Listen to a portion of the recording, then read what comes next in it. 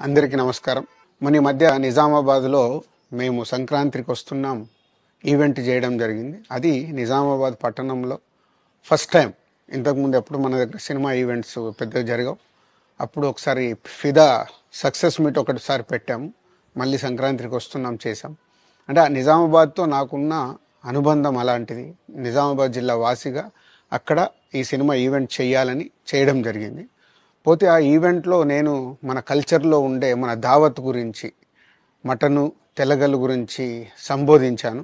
నేను ఆ మాటలలో తెలంగాణ వాళ్ళని నేను అవమానించానని, తెలంగాణ మీద హేళన చేశానని కొంతమంది మిత్రులు కామెంట్స్ చేసి సోషల్ మీడియాలో పెట్టారని తెలిసింది. నా ఉద్దేశం అదే స్పీచ్లో లాస్ట్లో చెప్పడం జరిగింది. తెలంగాణ మన కల్చరు, మన దావత్తు నేను మిస్ అవుతున్నాను. సంక్రాంతికి 2 సినిమాలు రిలీజ్ అయ్యాక మన తెలంగాణ కల్చర్ దావత్ని నాకు చేసుకోవాలని ఉందని. సో మన కల్చర్ని అభిమానిస్తాను నేను. అదే అర్థం చేసుకోకుండా దాన్ని కొందరు సోషల్ మీడియాలో రాద్ధాంతం చేస్తున్నారని తెలిసింది. నిజంగా మీరందరూ ఆ మాట వల్ల ఏదైనా హర్ట్ అయి ఉంటే నన్ను క్షమించండి. ఎందుకంటే నా ఉద్దేశం అది కాదు. ఎందుకు చెప్తున్నానంటే, నేను నిజామాబాద్ జిల్లా బాన్సువాడలో ఫిదా అనే సినిమా షూటింగ్ చేసి ప్రపంచవ్యాప్తంగా ఆ ఫిదా సినిమా ఎంత అప్లాజ్ వచ్చింది, భానుమతి క్యారెక్టర్కి, మన తెలంగాణలో ఉండే కల్చర్కి, ఆ సినిమా ఎంత ఒక ఫ్యామిలీ ఎమోషన్స్కి ఎంత విలువ ఇస్తామనేది చెప్పడం జరిగింది ఆ సినిమాలో. అది ప్రపంచవ్యాప్తంగా ఫిదా సినిమా ఎంత పెద్ద హిట్ అయిందో మీ అందరికీ తెలుసు. అలాగే బలగం అనే సినిమా తీసినప్పుడు తెలంగాణ సమాజం మొత్తం మమ్మల్ని అభినందించింది.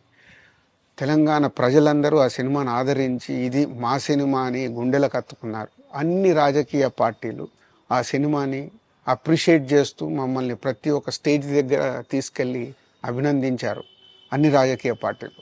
సో ఒక తెలంగాణ వాసిగా ఒక తెలంగాణని అభిమానించే నేను తెలంగాణని హేళన చేస్తానని ఎలా అనుకున్నారో నాకు తెలియదు. పోతే దాంట్లో ఏదైనా మీ కమ్యూనికేషన్లో తప్పుగా అర్థమైంటే నన్ను క్షమించండి. మీ మనోభావాలు ఆ కొందరు ఎవరైతే దెబ్బతిన్నాయని అనుకుంటున్నారో వాళ్ళందరికీ నా విజ్ఞప్తి, మీ మనోభావాలు దెబ్బతింటే నన్ను క్షమించండి. ఇప్పుడు నేను ఒక సినిమా ఇండస్ట్రీ ఫెటర్నీ నుంచి ఎఫ్డీసీ చైర్మన్గా అయ్యాను. సో మీ అందరికి తెలుసది.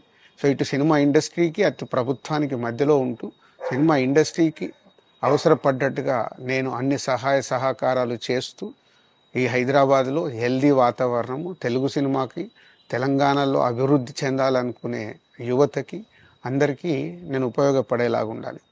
అలాగే పవన్ కళ్యాణ్ గారు కూడా చెప్పారు, యూత్ చాలా ఉన్నారు, వాళ్ళందరికీ కూడా సినిమా ఇండస్ట్రీలో ఇష్టం ఉన్న వాళ్ళని అప్గ్రేడ్ చేసి చేయాలని. ఆ ప్రభుత్వంతో కూడా అక్కడ సినిమాలో కావాల్సిన అందరినీ డెవలప్ చేస్తూ వాళ్ళందరూ మళ్ళీ తెలుగు సినిమాకే, తెలంగాణలో నేర్చుకున్న, ఆంధ్రాలో నేర్చుకున్న వాళ్ళందరూ తెలుగు సినిమాకే ఉపయోగపడతారు.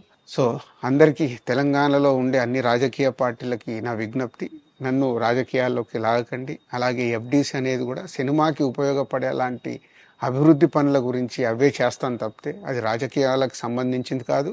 ఎఫ్డీసీ కానీ నేను కానీ సినిమాలకే ఉపయోగపడతాము. ఇది అన్ని రాజకీయ పార్టీలు అర్థం చేసుకొని ఫర్దర్గా నన్ను ఇలాంటి అవసరం లేని వీటిలోకి లాగకూడదు అని మీ అందరికీ, అన్ని రాజకీయ పార్టీలకు నా విజ్ఞప్తి.